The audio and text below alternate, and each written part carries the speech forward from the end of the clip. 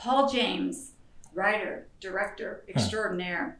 In a few sentences, tell us exactly who Paul James is. Okay, so I'm very passionate about writing and directing now. Although this is the first time I directed alone.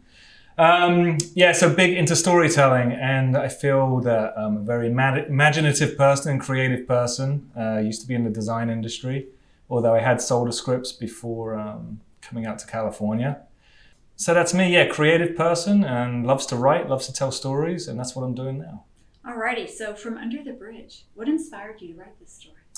It's a unique story. So friends and I are in Detroit, and we were doing the 48-hour film festival, which is really cool. It's like you get a genre on a Friday night at 7 p.m. and then you go all the way through till Sunday at 7 p.m. to turn it in, and that means write it, film it, edit it, and then turn it in. It's 48 hours. It's crazy, and it's a 7-minute production. So to not necessarily cheat, but in order to prepare adequately for this, I wrote several scripts.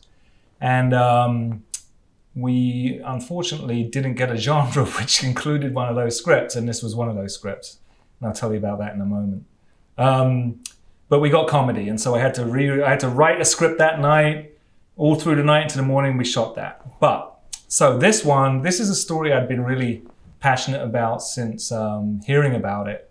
The real story. And as someone that wasn't necessarily bullied, I did see a lot of bullying. I mean, I was bullied, but got through it okay. I think a lot of people go through their moments of bullying.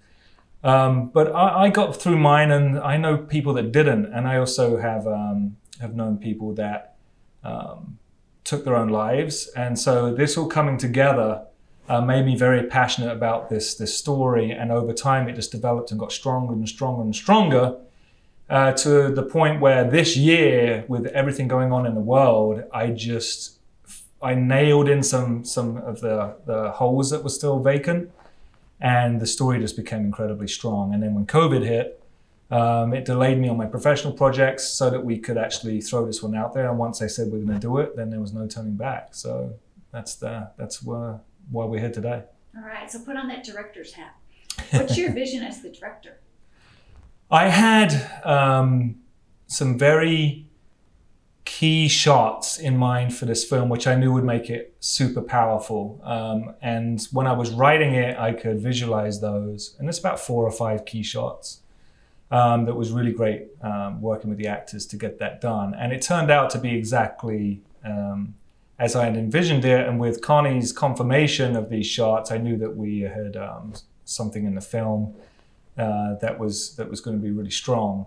So directing it, I definitely knew that I could. I wasn't uncomfortable getting into the primary director's role. I mean, I remember the first opening shot. It was interesting to get back into the mix, and you got so many people around you. But once we got through the first shot, and knowing that we had a good supporting team around us, it was easy to go from there. I really enjoyed directing it, and I think I got to give credit to my producer, CJ, because without the right team in place for the crew, that's what you get in the quality of the film at the end of the day. And we had some great people. We had a great sound guy, we had a great script supervisor, a great DP in Matt, and just help all around to ensure that my job was as easy as it could be. As a writer, I'm sure that the characters come close to your heart. Talk about the individual and collective importance of each of the characters in your story. Yeah, this is a really great question. I had a lot. When you first start writing the script, the characters are very loose, and it even changed where I had a police officer in it at one point, but the police officer role just didn't work in the film. I didn't need a police officer there. And so I ended up taking that part out. But in developing the characters, I always knew that Claire was going to be a very vulnerable, as is the inspiration of the story, a very vulnerable person who's dealing with a lot. And a lot of that was I knew that it was going to be a lot of expression acting, and that there was going to be less dialogue for that character than there was others. And I had a hard time dealing with that at first. Another thing that I had a hard time dealing with and I grappled with a lot was the cursing and the swearing in the film, and there is some. And I spent a lot of time, especially with Stephen and Kyle's scene in the bar, negotiating with myself or fighting with myself about what was right. And at the end of the day, even though I don't like cursing and swearing in general, I knew that for the characters and where they came from, it was important. And so I made sure that that represented them. But yeah, I enjoyed developing Kyle and where he came from, and this kind of growing, maturing young boy following in the bad path or the footsteps of his older brother, Stephen. And I enjoyed developing Stephen as well as this working at the pub. And I always wanted an authentic British pub in a film, and I got it with O'Malley's, which was great. And Ryan, the sensitive father, and all of the characters were interesting to develop. I think the one I had fun with at the very end was Stacey, because that was really underdeveloped, and she just she made the actor Sarah made more of the character than I imagined that it would be, and that's where you see an actor come in and turn a character into something that you weren't prepared for in a good way. Yeah, so you wrote these characters. Now all of a sudden you're doing cast selection for these characters. Right. Talk about the impact on the story and the film with your cast selection. Well, that's one of the things that CJ and I did, I think, really well was not only give people the opportunity to audition for this film, but we went through a lot. We responded to everybody. We had about 2,000 total people for all the roles submit. And what we did, though, we looked at every single person. For me, that discovery of talent is like, it is one of those things where the more people you look at, the better chance you have of a quality interpretation of your film or your script. So I was lucky to get a partner in CJ, because she was doing exactly the same thing and confirming all of our choices. So I would look at them and CJ would look at them, we'd make our notes, and we started dialing it down until we had the same bucket of people for each of the roles, which was a lot of confidence. When you're sharing that same perspective with somebody else, that's like, okay, great, we're on the right path. And we had a couple of our fun sort of conflicts, if you like, in a couple of people. But I think at the end of the day, that was great. And we didn't agree on every single little person or thing or characteristic. And I think that our combined contributions ensured we definitely have, and I really feel this way, the best possible cast that we could from the 2,000 people that we looked at. And that was really cool to feel that way. That's awesome.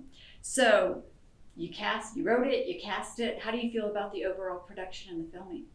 Right. So I'm really, really ecstatic about what we got in regards to footage, but it did cost us. So we had an initial budget, an initial schedule, which we went over. I mean, we put our own hands in our own pockets to make sure that was okay, and we covered it. So at the end of the day, what we got in terms of footage and the vision was excellent. And our editor, Phil, is exceptional, and he's already given positive feedback about putting the film together and cutting it. I would have done some things differently. I don't think we needed the locations that we paid for. We could have done it with locations that we had on hand.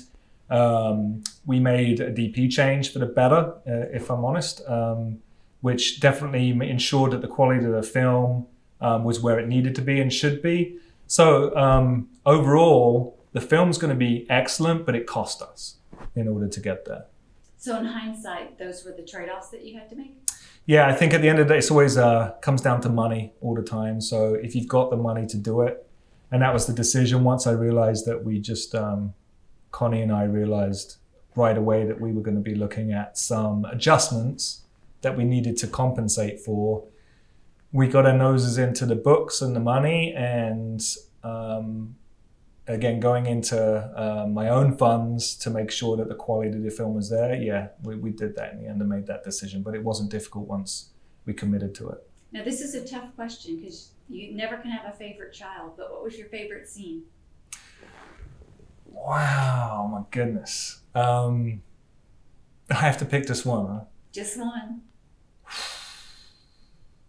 Okay, as much, and I'm going to cheat this because I'm going to say, as much as I love the bar scene where we have the altercation between Stephen and Kyle, and I love that scene very much, it has to be the opening scene with Piper in the bathtub. I literally had to go outside for a couple of minutes because I was moved to tears. And so it was on location, it was definitely the most silent. It was almost eerily silent. How quiet everybody was when these takes were happening, and I knew I had a vision of how this was going to be on camera, and we definitely got the frame right, and we got the look right, and we got it set up the right way. I wasn't prepared for what it was going to do to me emotionally, which is why I needed to pause in between a couple of scenes there. Actually, it was when we added. Well, I won't get into it, but yeah, it was. Okay, you got both of your kids into that question. That's good, Paul. What do you really hope that the film will achieve overall? Yeah, a few things.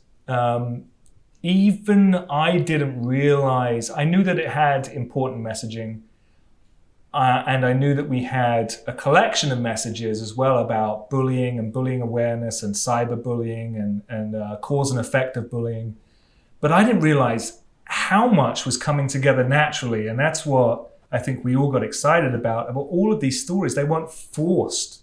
You know, I knew the script was good and I knew that the story itself was moving, but I didn't need to force any tie-ins. They all fell into place with all of their messages. How, for example, Stephen, as the older brother of Kyle, has a cause and effect on, you know, Kyle becoming a bully, and then Stacy and her mum, and all these character relationships that give foundation to the messaging. This were naturally there, and so I hope that the movie, the film, sends messages to all types of people, the bullied and the bullies alike. So the victims and the bullies. I hope they all get something out of it. I hope that it inspires communication between adults and children to maintain that. And I hope that people enjoy it as a creative piece as well. When the messaging is really important, and that's one of the primary aspects. But also, I think that this is really a creative, a really artistic, creative piece, which everybody that was involved can be very proud of. That's exciting. So you really did assemble a team here. Talk about your working relationship with producer, the crew, the actors. Okay, so it must be said that the producers that we've got a couple of producers, actually. We've got CJ, who's definitely been with me from the moment we met, which I don't know if karma's looking out for me or what have you, but having somebody like that in your corner that can reach out to their individual connections and bring in people that really can be inserted to make the quality of the film great was good. We got an excellent producer in our marketing area. Her name is Marty, and she takes care of a lot of things too, and for the love and passion of this industry and the art. So we love that. Thanks, Marty. Just give me a shout out.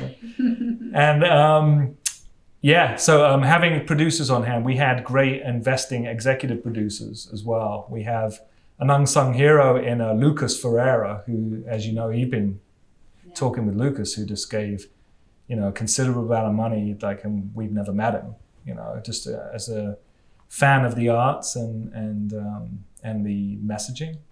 But yeah, so everybody, the actors, I think we have a great family relationship. The crew was exceptional. I really bonded with the script supervisor, for example, and Matt, the DP, and the sound guy, and the entire team. It's the lighting team. Everybody was fantastic. I really enjoyed it. So next steps on the current production. What's the next step for current? On this one? Yes. Oh, wow. Okay. So we're in editing right now. We have a great editor. As I said, Phil, he worked on Away with Hilary Swank and was the primary editor on that film, which was an editing challenge. So, you know, you get this footage and then you're like, okay, and I'm no editing expert, and, you know, I can edit, but, you know, I need that person that really understands, you know, the cutting process and that can really cut a good film. So he's doing that right now. Then I know we're working to get together the marketing and PR schedule, which our marketing producer is on me for, which I understand. And so next on this one is getting a rough cut in place and get some more promotion going as we head towards the final film. We've also got somebody doing 2 songs for us for the film. We've got a composer doing scoring that's exceptional. So we just keep riding the quality train and putting it together till we get to a final film, which is my biggest nightmare. And then how about you for the script? Because the script for the feature film is going to be right. How were you on that? Yeah, it's solid. It's in the hands of people that really like it, because the story dives deeper into why we're in this situation. It drifts further away from what inspired the short story. It brings in some more fiction, which really it makes it very thrilling in a way. And we get to dive into the characters as well. Kyle and Steve, and I really loved how this developed in the short. And what's their dad doing? Why how is this waterfall affecting their family? How is Tony handling this new circumstance? Why are they in this position? Where is Claire's mother? Where is Stacy's father? And all of this. And then Chester is another great character that's been developed because he's awkward because he's been through some bad situations in his life. So there's so much to get into. Who are Kyle's friends? Who are the other people that Kyle's bullied at school? What's Stacy's relationship with Kyle? It's just so much more to the feature, which is I can't wait to, in amongst everything else, get finishing on that as well. Yeah. So looking through Paul's lens, what's your involvement in the feature? What do you want to do? Right. Oh, what do I want to do? Well, definitely, I think the script is definitely my responsibility, and that's been made clear. I've been informed that I should be directing. Which wasn't the goal in any part of my life, was to be directing films, but it just seems that there's been some good feedback that maybe it's something I should be doing more of. So the people that are looking at possibly doing the feature are looking at that as also a potential possibility, but it does go. I also have other responsibilities for my professional work, which I can't stop doing. So it all comes down to scheduling and what's possible at the end of the day.